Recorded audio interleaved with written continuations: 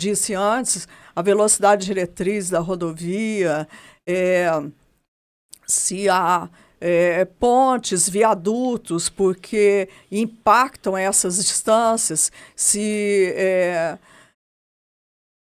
por exemplo, retornos operacionais, tudo isso tem que ser levado em conta. E um fator muito importante hoje em dia é que os veículos eles estão cada vez maiores, né?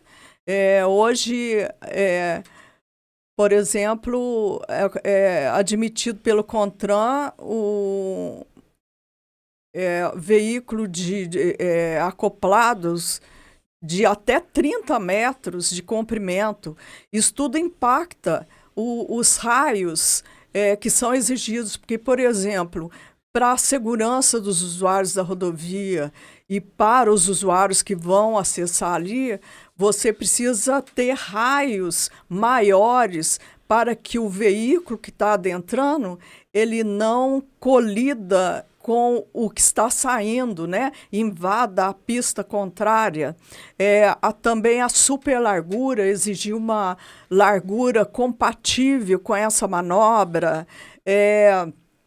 Visibilidade, as larguras das faixas, tudo isso tem que ser levado em conta no projeto. E a próxima pergunta vem um pouquinho próximo disto. Como que o traçado de uma rodovia influencia o desempenho de segurança do acesso rodoviário? Repete, por favor. Como que o traçado de uma rodovia influencia o desempenho e a segurança também do acesso rodoviário? Então, é preciso levar em conta assim, vários fatores, né?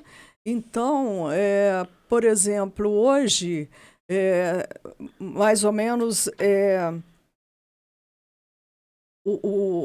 85% dos acidentes é levado em conta que são causados pelos motoristas. Então, isso te induz a pensar que o engenheiro rodoviário pouco pode fazer para evitar esses acidentes. Mas ele pode, porque, por exemplo, ele muitas vezes está vinculado às questões financeiras, né? E isso permite que, por exemplo, as rodovias de menor tráfego, elas recebam um pouquinho de menor elementos de segurança. Por exemplo, você hoje nas rodovias, você tem muito sem acostamento, né? É um fator assim importantíssimo. Você ter um acostamento, não precisa nem ser revestido, mas é importantíssimo o acostamento na sua segurança. E então, mas uma coisa também muito importante nesse planejamento é que 80% desses acidentes que estão acontecendo, eles acontecem mais ou menos um escape de 9 metros, né, contados da borda do acostamento. E se esses canteiros fossem um pouquinho mais amplos, né, esses motoristas teriam como voltar até a rodovia, conseguir segurar o seu veículo, né? E causariam menos gravidade nesses acidentes. Perfeito. E quais são as principais diferenças entre o planejamento de acessos rodoviários de áreas rurais para as urbanas? Então, são bem diferentes, né? Por exemplo, nas áreas urbanas, você tem um volume de tráfego mais alto, né? Você tem uma diversidade de veículos, né? Por exemplo, ônibus, caminhões, carros de passeio, pedestre, motos, ciclistas, né? Você tem todos esses elementos que você tem que administrar. E também você tem as faixas de domínio são mais restritas, né?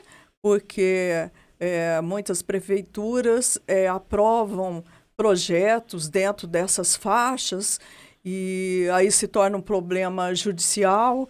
E então, lembrando sempre que essas rodovias assim que se tornaram em áreas urbanas, elas foram projetadas como rurais, né? E estão funcionando como urbanas. Mas então, o engenheiro, ele tem mais dificuldade, né? Principalmente por causa dessas áreas contidas que ele pode projetar os acessos, né? Mas É um desafio. é um desafio para o profissional. Nós temos aqui embaixo, né? Nós temos acaba que no passado provavelmente não tivesse dimensão que a cidade fosse cruzar, né, a rodovia aqui embaixo que vai para a borda da mata, né? A gente acaba passando na parte urbana. O desafio é imenso, né? Aham. Já visto que soluções têm que vir para o futuro, né? É muito comum, né? Todas as cidades quase mineiras que você Por trafega, dentro é delas. uma questão até que eu acho que é muito de cultura, né? Porque você vai para o estado de São Paulo, é, é outra cultura, você não vê. Também eu acho que você pensando assim, numa rodovia como a 459, que é de Poços, a Dutra lá, você tem propriedades muito fracionadas. Agora, no estado de São Paulo, já são mais. As propriedades parece que são mais amplas, né? Então, é possível uma administração mais,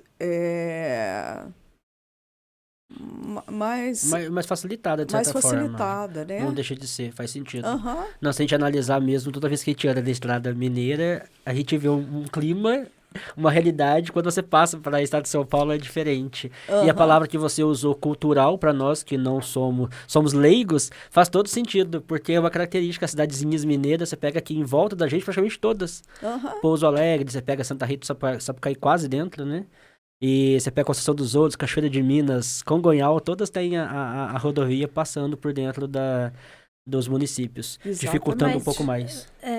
faz sentido, assim, o que ela falou, porque, assim, começou, né, com as primeiras, com os pouquinhos, né, e depois foi crescendo, e aí, normalmente, onde tinha os tráfegos, foi onde começou e aumentando a cidade, aí a rodovia ficou dentro. Ela vai avançando sobre a rodovia, né? Porque é mais prático, né? É mais prático. Praticamente, se você for numa estrada rural, assim, você começar a ver uma edificação surgindo, a pessoa praticamente ela quer pôr o pé na estrada. Ela não raciocina que ela precisa de espaço para o veículo adentrar, fazer uma manobra, né? A gente vê muita vendinha na beira da estrada, então é cultural mesmo. Não, e aí envolve desapropriações, negociações, é mais complexo, não é? Então, na verdade, no passado, as propriedades foram desapropriadas, mas muitas vezes, por causa do progresso, as pessoas já iam cedendo, né? Legal. Aí depois os antigos morrem, e aí os filhos já não sabem dos acordos, e aí, né?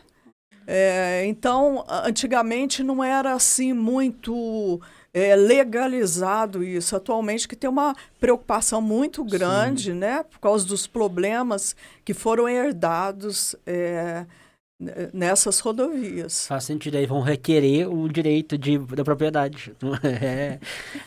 A gente vai tendo mais dimensão de como né? A gente estava falando com vários engenheiros de diferentes áreas, como